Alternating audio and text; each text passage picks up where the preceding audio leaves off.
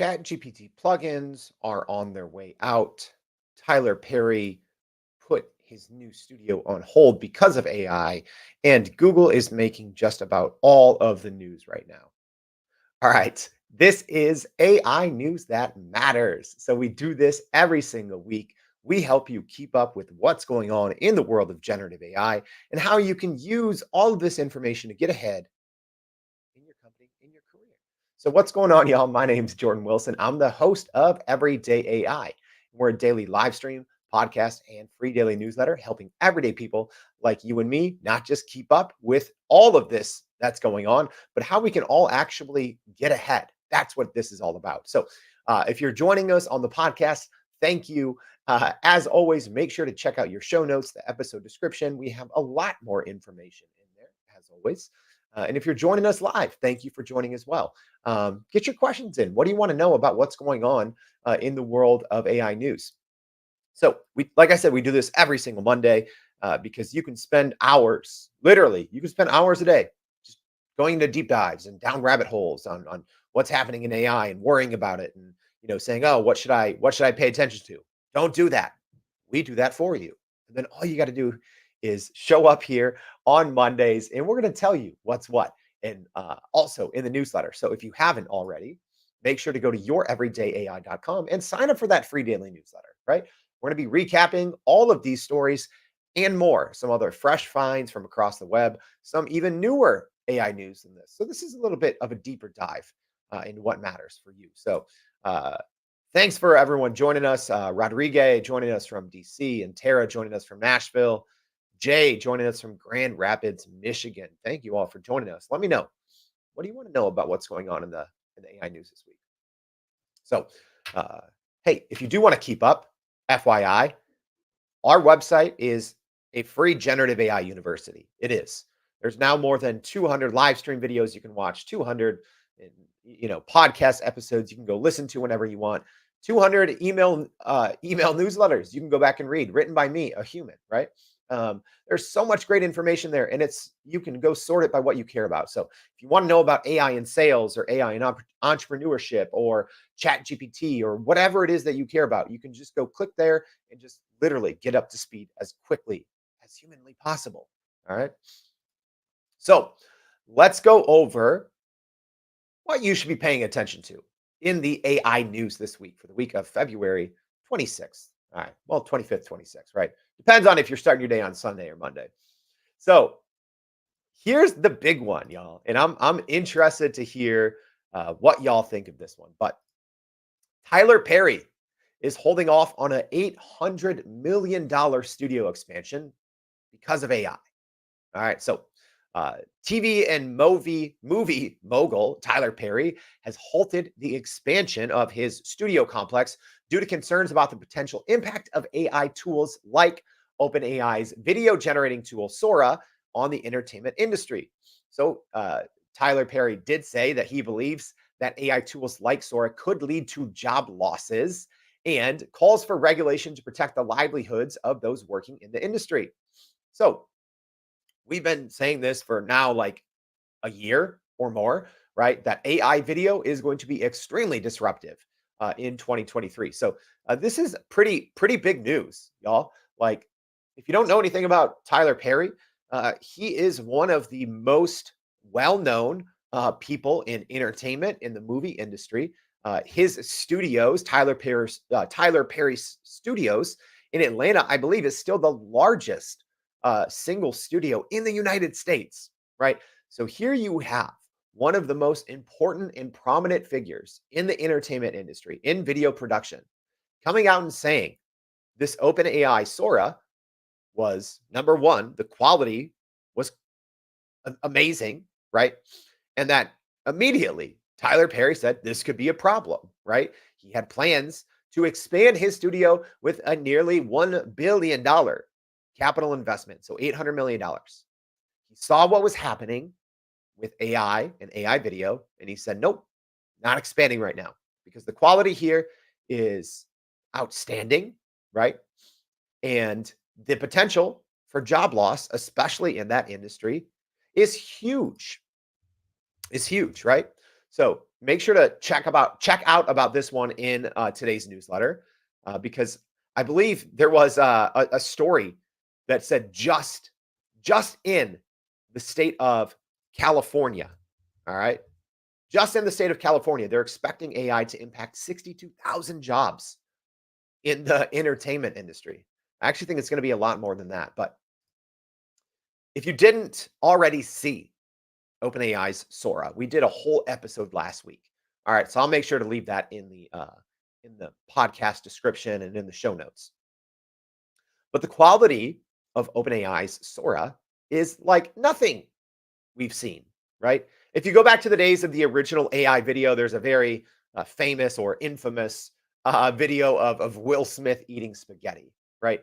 And it was pretty bad, right? But it was one of the first kind of AI videos that took the internet by storm, mainly because of how bad it was, right? It's like Will Smith was morphing into spaghetti. The spaghetti was kind of eating him. He was shape shifting every second. So it was pretty bad, right? With OpenAI's Sora, which is not publicly available yet, that's important to talk about. Right now, it's just red teamers have access. So, kind of like an internal group that's checking Sora for safety, and a select group of kind of designers and artists have access to Sora. But if you're joining on the live stream right here, I just have a pretty simple left to right comparison. We did a little comparison video when Sora was first announced. So OpenAI released both the videos and the prompts that they used. And at that time, we grabbed a handful of those examples, downloaded them, and then ran those same prompts through what I think is still, to this day, the leading AI video platform that's available to everyone, right? Which is Runway. So Runway Gen 2. And you'll see here, it was a woolly mammoth example. So kind of a group of woolly mammoths walking through the snow, right?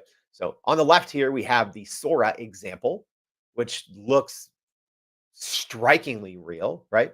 And then on the right, you have the Runway Gen 2. So again, Runway is the best one that you can, if anyone listening out here today wants to put in a text prompt and create video, Runway is the best one publicly available. But presumably, once Sora is publicly available, I'm finding it hard for any reason to use any other product, right? Sora is reportedly allows you to create 1 minute of AI video, whereas most other kind of generative AI text to video or photo to video platforms give you about 4 to 16 seconds, depending on which way you slice it, right? But there's no comparison, right? The comparison on the right with Runway, I mean, it looks okay, right? But one of the woolly mammoths is kind of missing a tail. If you watch it live, they kind of morph a little bit, right? Tyler Perry is very smart here, right?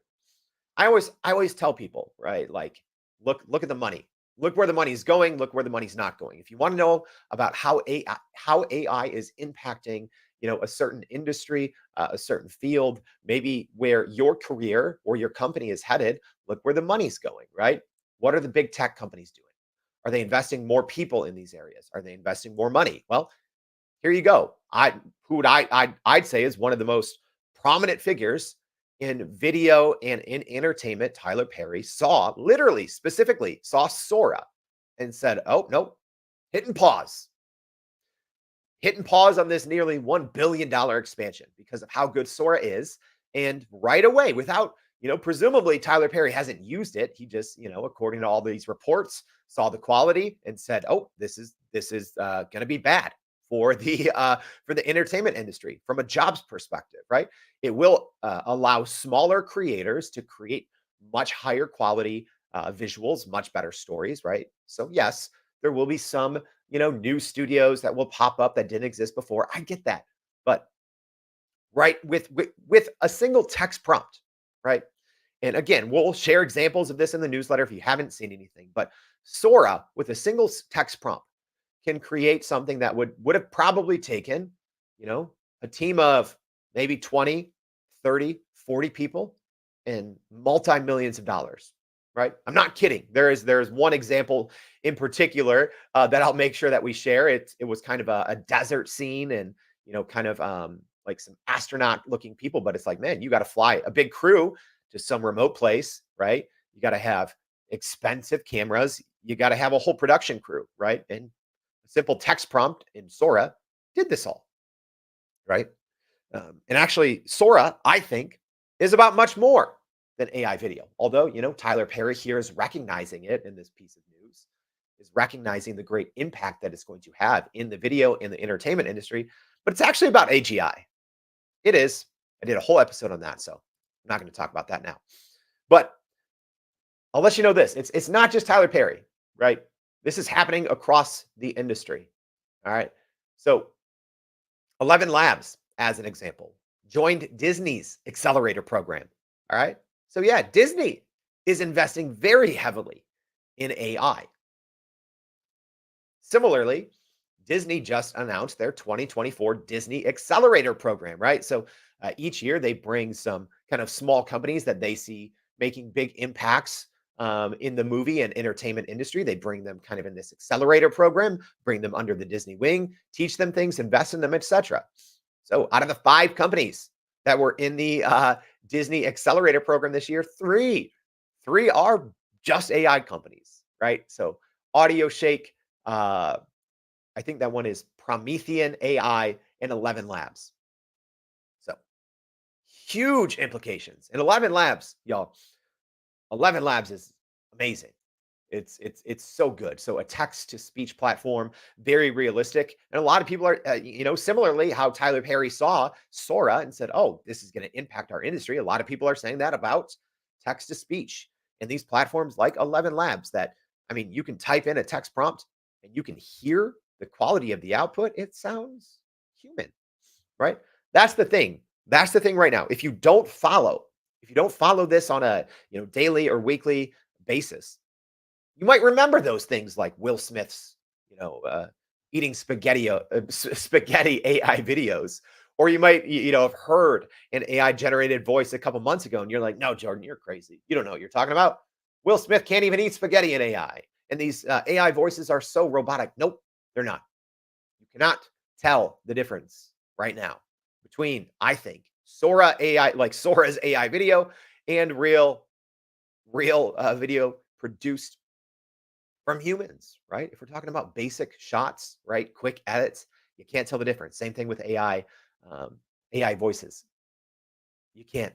Text to speech is getting so good over the last couple of months. Even this example of 11 Labs, they've updated their model, and you won't believe your ears. All right. Enough on that. Our next piece of AI news that matters. And hey, this really matters if you listen to the show, if you're a huge ChatGPT fan. ChatGPT is killing plugins. Yes, we've known about this for a while, and we've talked about it here on the show for a while. But up until Friday, right, up until a couple days ago, it was more of just a well-believed rumor, right? But there was no hard data. But OpenAI did officially announce the phasing out or the killing of ChatGPT plugins. All right, so here's exactly what that means. So kind of OpenAI is pushing GPTs, right? Which is great. GPTs are cool. If you don't know what GPTs are, they're just kind of, I would say, custom versions of ChatGPT that anyone can make. It's no code or low code, depending on how you build it. But even if you're not a big techie, you can go create a slightly customized version of ChatGPT based on your data. You can upload, maybe documents about yourself or your company in a knowledge base. You can tweak it. You can go and configure it just with text. Pretty cool, right? So OpenAI is phasing out plugins, and they're going to be officially gone here in a couple of weeks. So here's the dates that you need to know. So if you are using ChatGPT plugins, if they have become an integral part of your workflow, maybe if you've taken our free Prime Prompt Polish course, you've been laughing your way to the bank because you've been creating plugin packs, which is something we love. More on that here in a second. But we have end dates ready. So March 19th is the last day that you can create a new chat with plugins. Okay, so right now, plugins is its own dedicated mode. So, when you launch into ChatGPT and you have to have ChatGPT Plus to use both plugins or GPTs, which is $20 a month. So now if you go in there, you can still create new chats with plugins, but only until March 19th. All right. And then your existing chats that use plugins, They will work until April 9th. So again, March 19th is the last day that you can create new chats with plugins inside of ChatGPT. And April 9th is the last day that you can use your current chats with plugins. So kind of a big bummer, even what we do here at Everyday AI, we have different what we call plugin packs, right? So we teach Prime Prompt Polish, which is creating expert chats inside of ChatGPT. And many times those expert chats for us, and I'm hoping for many of you out there have taken advantage of this over the last year, works with 3 plugins. So here's at least in the short term what that means. Um, I think it means a huge loss of business productivity in the short term, right? Without going into too much details, right now plugins can work sort of autonomously, right? So you can have any 3 plugins in a new chat inside of ChatGPT. You can train them and then, put in as an example 1 text prompt. And then you can essentially tell those 3 plugins to work with each other, right? So you could have one plugin that scrapes a website. You could have another plugin that from that information from a scraped website creates a PowerPoint presentation. And then you could have Zapier enabled. And you can, in one command, you can have these 3 plugins working with each other autonomously, right? Which is pretty amazing. You cannot do that right now with GPTs. So that's the big thing that people aren't seeing, at least in the short term. This is a huge step backwards for business productivity, especially for those of you out there that have become really great at using plugins, right? So right now you can only work with one GPT at a time.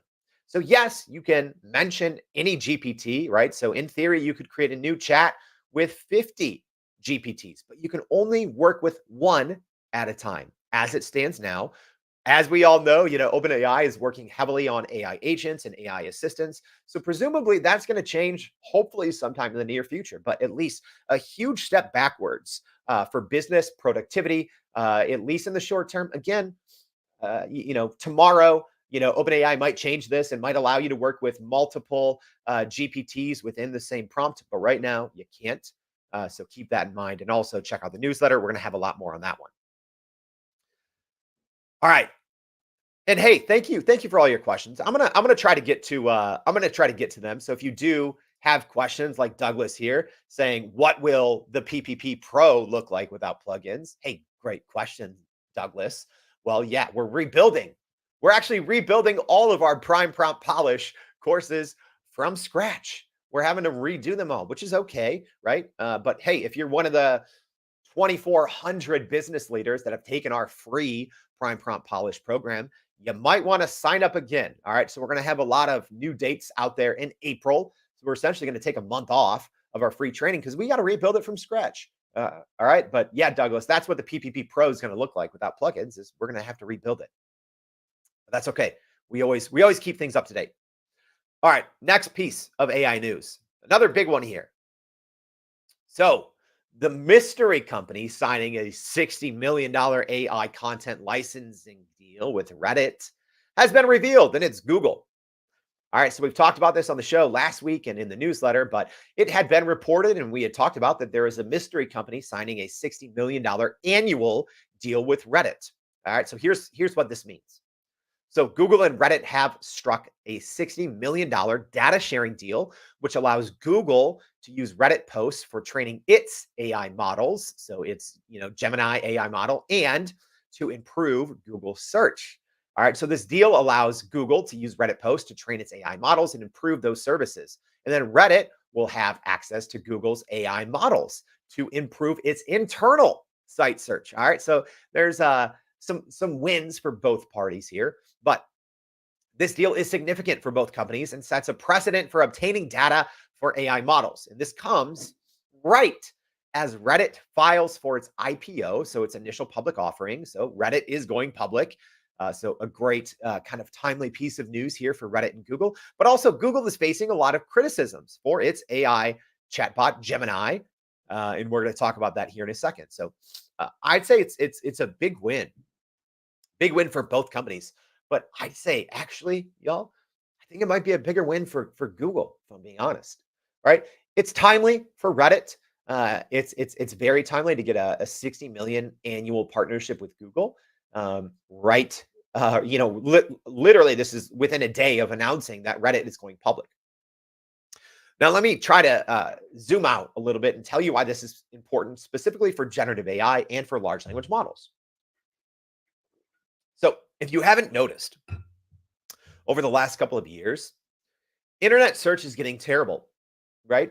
And actually, Reddit has turned into a search engine of types, right? So a lot of people either are skipping, using Google or skipping using Bing and just going straight to Reddit, or when they are searching for something on the internet, Reddit is often one of the first websites that pops up. It's actually outranking, which I know is weird. It's outranking Google a lot. It's outranking Microsoft a lot, right? Because what the algorithm has taught us is that people are finding answers on Reddit to their queries, right? So they're not necessarily finding answers when they go on other websites, right? Because internet browsing, and I've talked about this, we had a whole show on this, especially with AI chatbots, current day internet browsing has become unbearable because internet publishers are losing so much revenue from now getting way fewer clicks because of people are getting those answers in AI chatbots, or maybe they're getting them in Reddit. So generally now, internet use, like using the internet to find information, is becoming unbearable. The amount of ads that pop up or take up the full screen, or the amount of like actual helpful content and its real estate on the screen is shrinking. So this is actually really worth paying attention to. And I think here's what's going to happen. Well, number one, I think Google got a steal. I think Google got a steal. You might look at that and say $60 million for data. That's a lot, right? I don't think it is. I think it's a bargain, right? For the amount of data that Reddit has, the amount of helpful data that will help Google Gemini provide better answers, it cannot be understated. That's huge, right? And I've been using Google Gemini since the new Ultra 1.0 update came out. Uh, Most people don't have access to the new Ultra 1.5, but hey, I've been using Gemini since the paid version came out earlier this month. And if I'm being honest, it's not good. I don't like it. I don't, aside from using it to recap YouTube videos, which you can only do, FYI, you can only do with your personal Gmail, right? Or because even if you're using your workspace account, so if you're like me and if you use Google Workspace for, as an example, your work email, your work calendar, your work Google Drive, even if you are using the enterprise version of Gemini on your work account, you don't have access to all of that data within Gemini. We don't. I'm paying $36 a month for the Gemini Enterprise product, and it still can't speak with my work data. So if you're using a personal Gmail account, at least, Gemini is good for a couple of things, but not a lot. So I do think this is big news. I think it's going to push Gemini forward, but I also think it's going to signal. What about? I mean, here's the reality. Almost all large language models have used data from Reddit to build their current models. So what happens now, right? Are we going to see more and more partnerships like this? Is there a little exclusivity in this Google and Reddit agreement? Will that change a little bit? Again, this is initial reporting, so we have to wait and see.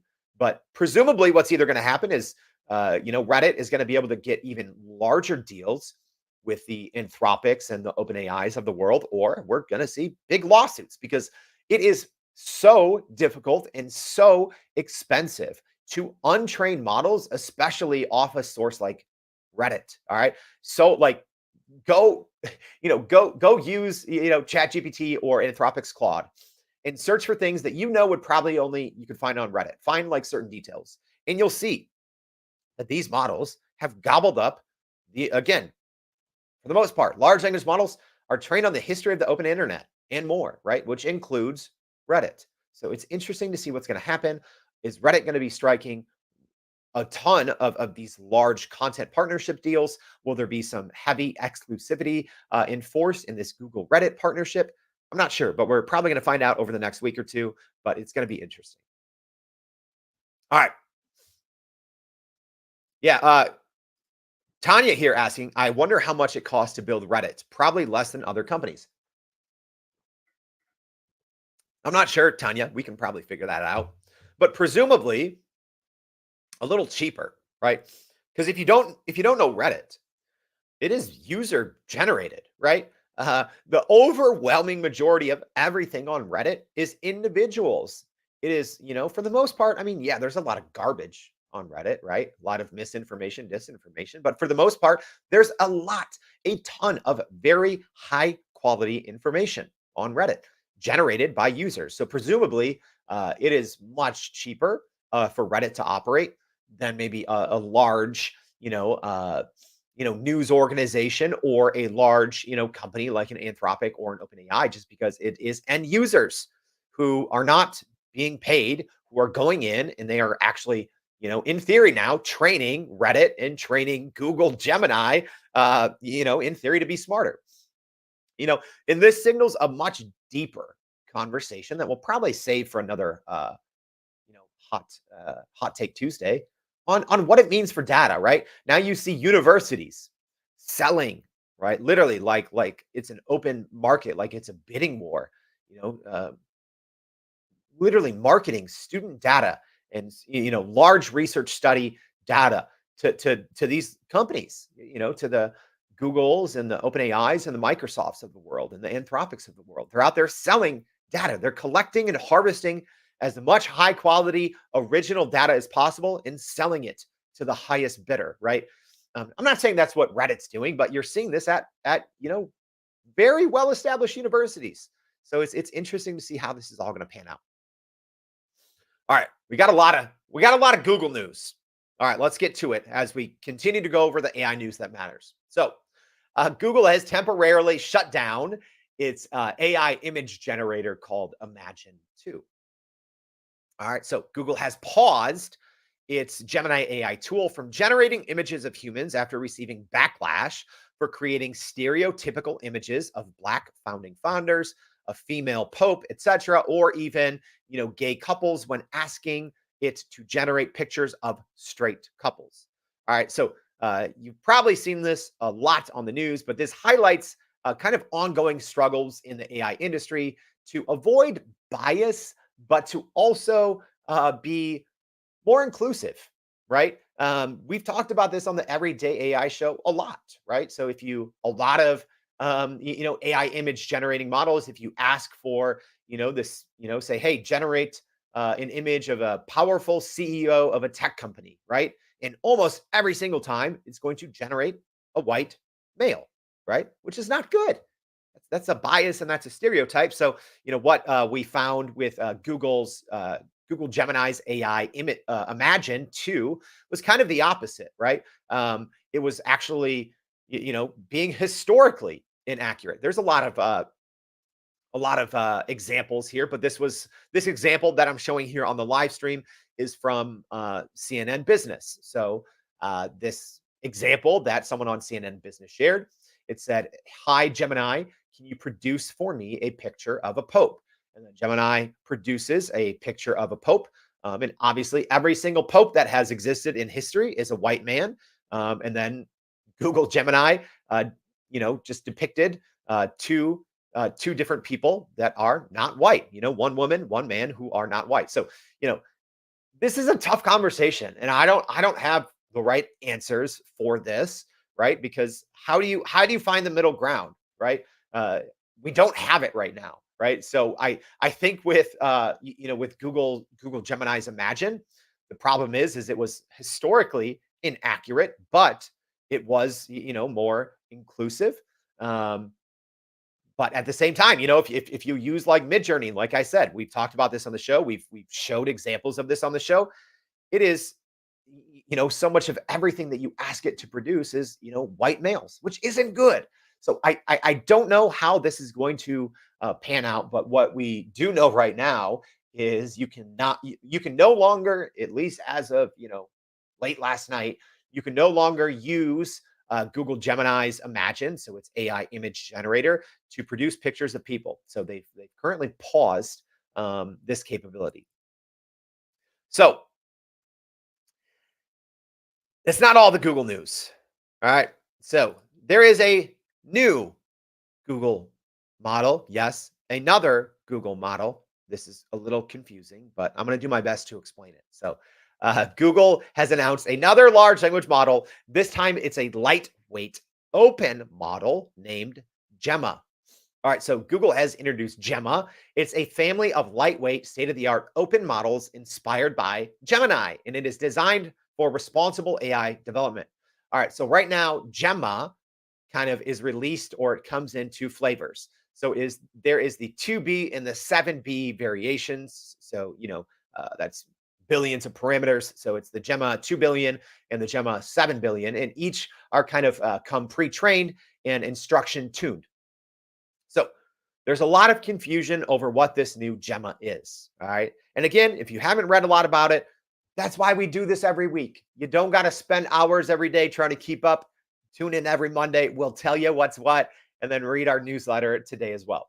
All right, but here's essentially now what we got going on with Google and all of its models, because there's a lot of confusion on the internet of what Gemma is, and especially when Google keeps changing its Gemini models names, right? So we talked about this before. Previously, when Google just released Gemini, you could go in if you had the paid version, it was $20 a month, and you would use what was called Gemini Advanced, and then you could toggle between Gemini Ultra and Gemini Pro. All right, so that kind of made sense. But now, if you're using the enterprise version, there's just Gemini, and it's like, oh, where's Gemini Pro? Where's Gemini Ultra? Which one am I using? I have no clue, and I think most people don't. But I can at least try to explain all the different models, because right now with Gemini, Google has three different models. So they have Gemini Ultra, Gemini Pro, and Gemini Nano. All right. So Gemini Ultra and Gemini Pro are the two models powering their Gemini chatbot. All right. And then so if you're using the free version, presumably it used to tell you, it doesn't anymore, but presumably you are using Gemini Pro. All right. So if you're using the free version of Gemini, you're presumably using Gemini Pro. It used to tell you, it doesn't anymore. If you're using a paid version, so with Gemini Advanced or with Gemini Enterprise or Gemini Business, you are presumably using Gemini Ultra 1.0. Eventually, you'll probably be using Gemini Ultra 1.5. Again, Google's not telling us. But so if you're using Gemini, you're probably using Pro or Ultra. All right. So Gemini Nano is its edge AI model. So what that means, it is an on-device, right? So think the new Samsung S24 phone has the Gemini Nano model. So it's a smaller version of Gemini that lives on devices, and it's kind of fine-tuned for those specific purposes to accomplish things on a device. And kind of the big deal about that is it makes it faster, right? Because right now, if you're using Gemini Pro or Ultra via the Gemini AI chatbot, it's cloud computing, it's resource heavy, it's quick, but it's not super fast, right? But when you're using Gemini Nano on your smartphone, if you have the new Samsung Galaxy S24, it's using it locally, which means it's very fast and it's very secure. All right. So now let's try to keep up, because Gemma, the new model, is none of those. All right. So it's essentially a much, much, much, much smaller version of Gemini, but it is made to be downloaded. It is made for developers. It is made to be a local version of Gemini, because right now, if you want to use Gemini, you can really only use it cloud based, right? With Gemini Pro and Gemini Ultra. Both of those two Gemini variations are too big. You can't run those locally. All right. So that's the difference here with the Gemma model. It is lightweight. It is much smaller at 2 billion and 7 billion parameters. So you can download this and you can run it locally on your desktop, and you can also run it on Google Cloud and Hugging Face. All right. So a lot going on there. A lot going on there with Google. So much. And oh man, this week, I don't know about you guys, right? And I'm going to get to your questions as we wrap up here, or you can let me know what you think is the biggest piece of AI news. Or if you're not joining us live, don't worry. You can always reach out. I put my email, I put my LinkedIn URL in the every single episode show notes. So go check out the show description. Hit me an email. Let me know what you think. Let me know what what you think is the most impactful story this week. So let me get to a couple comments and questions here as we wrap up. So Cecilia was asking, what's the best text to speech AI? Great question, Cecilia. So yeah, like we were talking about earlier, we said 11 Labs was entering Disney's AI accelerator program. And we are talking about, the big news of Tyler Perry halting his $800 million expansion.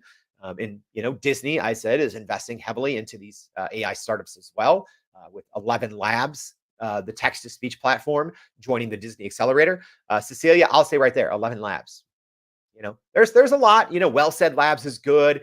Google, Amazon, OpenAI, they're all working on their own text to speech models, none of which their current models are publicly available, or their newest, most advanced models are publicly available. So if you need a text to speech model today, to go work on something, I would say it's 11 Labs.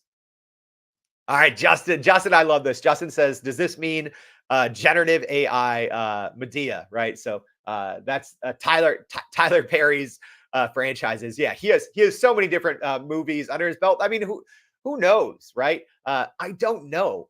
Because here's the other thing. OpenAI Sora, again, if you haven't watched it, make sure to check out the newsletter. We're going to be dropping some different examples. Here's the thing. I don't know if it's going to be able to produce copyrighted content. Right now, it's the big gray area in the room, or the big elephant in the room is, hey, all these models can produce copyrighted content, right? If you use AI image generators, even if you're not trying to produce copyrighted content. I did this on the show before. I did it live, right? We were using Midjourney, and I said, give me a superhero, and it spit out copyrighted materials. It spit out Marvel, right? So I don't know if these future models like Sora will be able to produce, like, oh, Medea. I don't know. I don't know.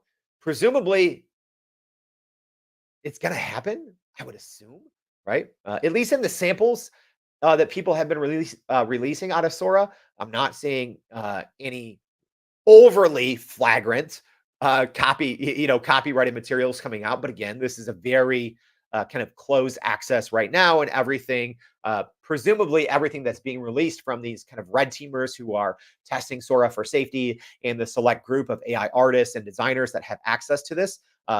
I assume that there's a pretty strict policy on how they are producing content and what they can and can't release.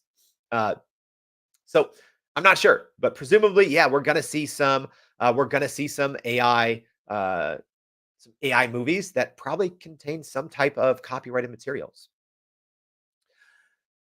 All right, that is it, y'all. We got to the AI news that matters, but that's not all. There's obviously a lot more. This is just what we're the tip of the iceberg that we're getting to today. So thank you for joining us.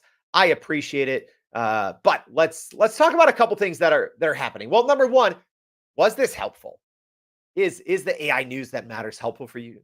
Let me know in the comments, or just send me an email. Let me know if this is helpful for you. But if it is helpful, please consider sharing this. Share this episode with your friends, share Everyday AI with your colleagues, or maybe just repost this episode, right? So if you're listening here on LinkedIn, it takes us sometimes, 10 to 20 hours to put single episodes together. We'd appreciate it if you took 10 to 20 seconds to share this with your network to keep them up to speed. That would be great. All right. And as a reminder, go to youreverydayai.com and sign up for the free daily newsletter, because, like I said, we have a lot more in today's newsletter and with the AI news that matters.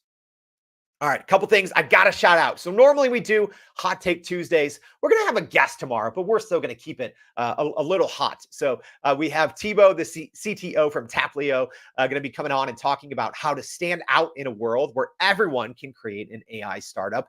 This one I'm very excited for. Thibaut is a very, very talented startup founder who's created multiple very successful products. So I'm excited about that, because we've talked about on the show here many times. Like, it's so easy now to just sprinkle AI into something. So we're going to be talking about what it means to actually stand out with AI.